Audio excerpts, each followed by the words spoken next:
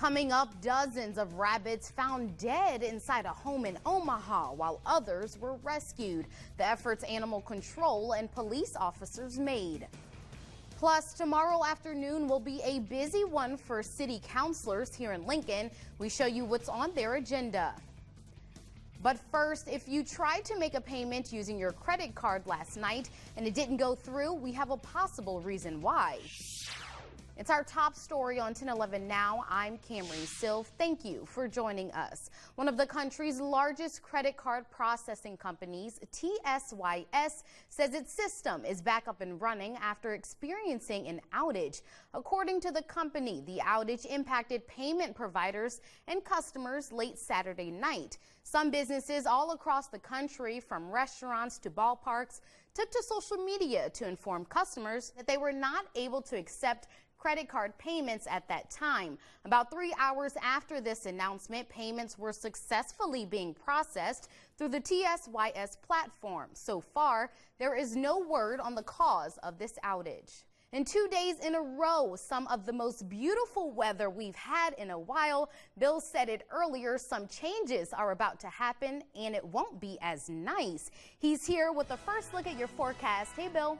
Bill, thank you. A Nebraska man has pleaded no contest to reduce charges in a shooting that killed a 69-year-old woman riding a Lincoln City bus. Reports show that 28-year-old Joel Jones Jr. pleaded no contest to manslaughter and unintentional killing during the commission of a crime and use of a firearm by a prohibited person as part of a plea agreement. In November, Jones initially pleaded not guilty to second-degree murder and 4 felony weapons counts in the July 2020 shooting that killed Sharon Johnson.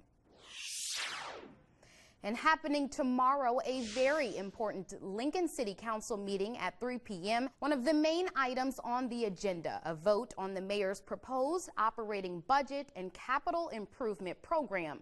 Monday's vote comes after modifications were made 2 weeks ago to the budget. City Council will also vote on approving a liquor license for the newly proposed Hy-Vee wall-to-wall wine and spirits store. The plan for that is to put it right next to the Hy-Vee near 27th and Superior. And finally, a number of votes on changes to Lincoln City Code will also be in front of councilors. And a few traffic alerts for drivers in Lincoln tomorrow. You can expect a full closure on Rokeby Road from 70th to Freedman for pavement repair. Also, you'll see an eastbound closure on Cotner from 48th to A Street for sidewalk work. A westbound lane closure on Holdridge from 45th to 44th, and an eastbound lane closure at Pioneers from Lucille to 78th. Right now, the Nebraska Humane Society is taking care of 8 rescued rabbits taken from an Omaha home where more than 25 others were found dead. The Omaha World-Herald reports police and animal control officers also rescued 2 dogs from the home Thursday. Animal control officers got a search warrant for the house after getting tips that the home was unsafe and unsanitary. Animal control referred the case to the Douglas County attorney to decide whether to file charges or not. And Kool-Aid Days came to an end today with an egg drop at the Hastings Museum. This annual tradition is where people create a barrier around an egg using all different types of materials, some using cardboard, tape, bottle caps, nearly whatever they needed to protect the egg. The goal was to create something so sturdy that when the museum dropped it from the roof, the egg survived without a scratch. One man came with his wife and 4-year-old son and says he didn't really have a strategy. He was just winging it. People built their egg contraptions for about 2 hours. If your egg survived the drop, you got to go home proud. And the Oregon Trail Rodeo was happening at the Adams County Fairgrounds this weekend. One of the performances people got the chance to see was a 13-year-old girl who does trick riding. Here's what she had to show the crowd. Americans and allies still stuck in Afghanistan. President Biden addressing the chaos again today, saying getting people out remains a top priority. Coming up, the plans officials have to make it happen.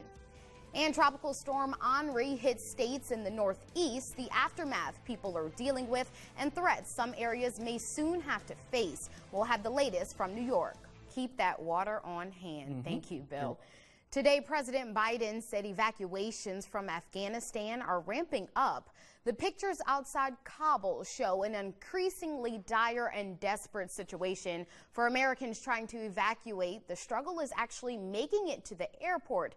U.S. government officials say getting Americans out is the #1 priority. The administration has enlisted commercial airlines to help at least 18 planes that will carry Americans and Afghan allies already evacuated from Kabul. The deadline to withdraw is in 9 days. Now, there has been some pressure from the international community. G7 leaders calling a virtual meeting on Tuesday to discuss what is quickly becoming an international humanitarian crisis. And throughout the Northeast, people are assessing the damage and praying that there's no more after Henri made landfall in Rhode Island as a tropical storm. The storm's heavy rains and winds stretch from New England down to New York and New Jersey. Right now, the storm surge remains a lingering threat. CBS's Bradley Blackburn reports from New York.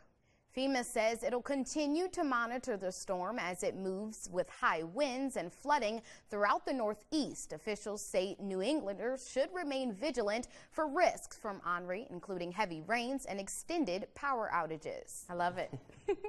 A giant panda at the National Zoo in D.C. is enjoying a big birthday weekend, and that includes lots of cake. From a tiny cub to a 58-pound panda, he's still as adorable as ever and celebrated his first birthday on Saturday. He cautiously followed his mama outside where a cake and other treats were waiting for him. The cake was a tiered cake with the #1 topper, not made for humans but for pandas. His mother, at 22, was the oldest giant panda to give birth in the country. He's also D.C. Zoo's first giant panda in 5 years. All right, thank you. Have a great night.